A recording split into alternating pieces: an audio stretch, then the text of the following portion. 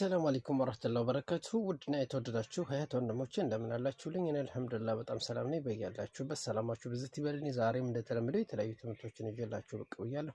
እስከ መጨረሻው እንደምትከታተሉኝ አልጠራጠርም። የዛሬው ትምህርት ለየት ያለ ነው። እርጎ በመጠጣት የምናገኘው የጤና ጥቅሞችን እናያለን ማለት ነው። አንደኛ እርጎ በጠቃሚ ንጥረ ነገር የበለጸገ ነው ማለት ነው። እርጎ በካልሽየም የበለጸገ ሲሆን ሰውነታችን ከሚያስፈልገው የዕለታት ካልሽየም ፍላጎት ማለት ነው ውስጥ 49 በመቶ የሚሆነው ካልሽየም ከአንድ ኩባያ እርጎ ማግኘት ይቻላል ማለት ነው። ይህ የጥርሳችንንና የአጥንታችንን ጥንካሬ አስተማማኝ በማድረግ ማለት ነው ጤንነታችን ይጠብቃል ማለት ነው። ከዚህ በተጨማሪ ከፍተኛ የሆነ ቪታሚን ቢ፣ ፎስፎረስ፣ ማግኒዥየም እና ቪታሚን ዲ አለው ማለት ነው። በዚህም የልብ በሽታን፣ የደም ግፊትንና ዲፓቴን የመሳሰሉትን የጤና ችግሮችን ይከላከልልናል ማለት ነው። ወደ ሁለተኛው ስንሄድ ከፍተኛ የሆነ የፕሮቲን ንጥረ ነገር ስለያዘ ለሰውነታችን ግንባታና እድገት ወሳኝ ነው ማለት ነው። በተጨማሪም የምግብ ፍላጎትን በመቀነስ የሰውነት ክብደታችንን ለመቆጣጠር ይረዳል ማለት ነው። እንግዲህ ይህን የሚመገብ ሰው የምግብ ፍላጎቱ ይቀነሳል ማለት ነው። ሶስተኛው ጋር እንሂድ እስኪ። የሆድ መነፋት፣ የአይነ ምድር ድርቀትን፣ ተቅማጥንና በማስወገድ የጤናማ የሆነ የምግብ ስርዓት ልመትን እንዲኖር ያደርጋል ማለት ነው። የተፈጥሮ የበሽታ የመከላከል አቅማችንን ያጠናክራል። በተለይ በየዕለቱ እርጎ የሚጠቀሙ ሰዎች በበሽታ የመጠቃት እድላቸው ከማይጠቀሙት ጋር ሲነጻጸር በእጅጉ የቀነሰ ነው ይለናል። እርጎ የአጥንት መሳሳትን ይከላከላል ማለት ነው። እርጎ የአጥንት መሳሳትን ይከላከላል። እርጎ በቪታሚን እና በማዕድን የበለጸገ ስለሆነ ለአጥንት ጤና ወሳኝ ነው። በየዕለቱ ከተመገቡ ደግሞ ከእድሜ መግፋት ጋር የሚከሰተውን የአጥንት መሳሳት ይከላከላል ማለት ነው። ኦኬ፣ ስድስተኛው ጋር ስንሄድ የደም ቅባትና የደም ግፊት በመቀነስ እርጎ ለልብ ጤና ተስማሚ መሆኑን ይነገርለታል ማለት ነው። ከውጭ አካባቢ ከወቅት ጋር ተያይዞ በሰውነታችን ላይ የሚያጋጥሙ የአለርጂክ አለመስማማትን ምልክቶች አንድ ኩባያ እርጎ በየዕለቱ በመጠጣት መቀነስ ይቻላል። አለርጂክ የቆዳ፣ የአፍንጫ፣ የጆሮ ወይንም ከመተንፈሻ አካላት ጋር ተያይዞ የሚከሰት ሊሆን ይችላል ማለት ነው።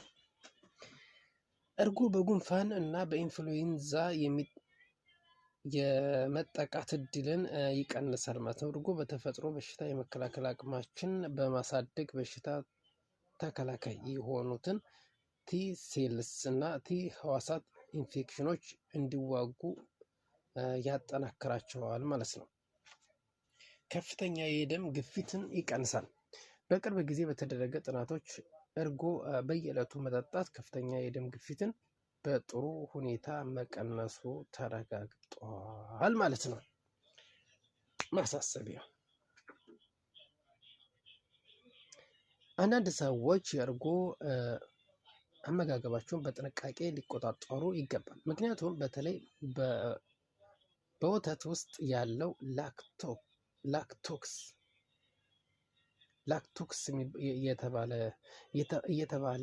የተባለ ንጥረ ነገር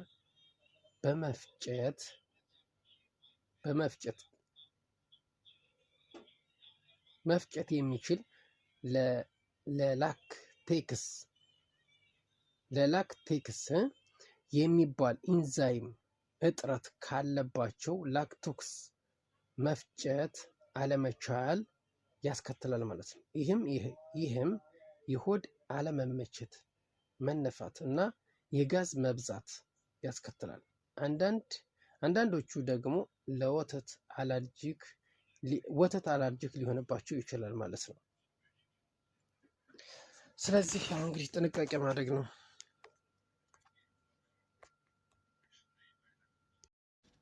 እሺ፣ ሌላው የምናየው ማለት ነው የዱባ ፍሬ ሁላችንም አናውቅም አይደል? እንጥለው ነበረ። አሁን ግን ጥቅሙን እናውቃለን። የዱባ ፍሬ አስገራሚ የጤና ጥቅሞች አሉት ማለት ነው። ዱባ ስትቆርጡ የምትጥሏቸው ፍሬዎች እጅግ በጣም ብዙ ጠቃሚ ንጥረ ነገሮችን የያዙ እንደሆኑ ያውቃሉ? እነዚህን ፍሬዎች ከመጣል ይልቅ ጠብሳችሁ ብትመገቡት እጅግ በጣም ይጠቅማችኋል ማለት ነው። በንጥረ ነገሮች የበለጸገ ነው። ትንሽ መጠን 28 ግራም ብቻ ብትወስዱ ከፍተኛ መጠን ያለው ማግኒዥየም፣ ዚንክ፣ አይረን፣ ጤናማ ቅባቶችና አንቲኦክሲደንቶችን ይሰጣችኋል። እውነተኛ ልዕለ ምግብ ሱፐር ፉድ ናቸው። ለልብ ጤንነት ወሳኝ ናቸው። በውስጣቸው ያለው ማግኒዥየም የደም ግፊትን ለመቆጣጠር ይረዳል። አንቲኦክሲደንቶችን እና ጤናማ ቅባቶችን ደግሞ ጥሩ ኮሌስትሮል ኤችዲኤል ከፍ ያደርጋል። እንዲሁም መጥፎ ኮሌስትሮል ኤልዲኤልን ይቀንሳሉ ማለት ነው። ይህም አጠቃላይ የልብና የደም ዝውውርን ስርዓትን ይደግፋል ማለት ነው። በሽታ የመከላከል አቅምን ያጠናክራል። የዱባ ፍሬ እጅግ በጣም ጥሩ ተፈጥሯዊ የዚንክ ምንጭ ነው። ዚንክ ደግሞ በሽታ የመከላከል ስርዓት በትክክል እንዲሰራ፣ ሴሎች እንዲያድጉ እና ጉንፋን ለመከላከል ወሳኝ ማዕድን ናቸው ማለት ነው። ለእንቅልፍና ለስሜት ድጋፍ ይሰጣሉ። እንቅልፍን የሚያሻሽል እና ስሜትን ከፍ የሚያደርግ ሴሮቶኒን እንዲመረት የሚረዳ ትራይፕቶፋን የተባለ አሚኖ አሲድ ይይዛሉ። ለመኝታ ሰዓት የሚሆን ምርጥ መክሰስ ነው። በአንቲ ኦክሲደንቶችን የበለጸጉ ምንላቸው ማለት ነው። በዱባ ፍሬ ውስጥ የሚገኙት አንቲ ኦክሲደንትስ ኢንፍላሜሽን ለመቀነስና ሴሎቻችሁን ከፍሪ ራዲካል ጉዳት ለመጠበቅ ይረዳል ማለት ነው። እንዴት መመገብ ይቻላል? ጥቂት የዱባ ፍሬዎችን እንደ መክሰስ መመገብ፣ ሰላጣ ላይ፣ እርጎ ላይ ወይንም ደግሞ ስሙዚ ጭማቂ ውስጥ በመጨመር መመገብ ይቻላል።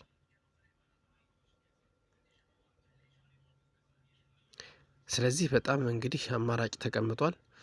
መጠቀም እንግዲህ የእናንተ ስራ ነው። የዱባ ፍሬን በያገኛችሁበት ቦታ መጣል የለባችሁም። ተጠቀሙበት፣ ይጠቅማችኋል ማለት ነው። ውድና የተወደዳችሁ ወንድሞቼ በሌላ ፕሮግራም እስከምንገኝ መልካም ቆይታ ይሆንላችሁ። ወሰላሙ አሌይኩም ወረህመቱላሂ ወበረካቱ።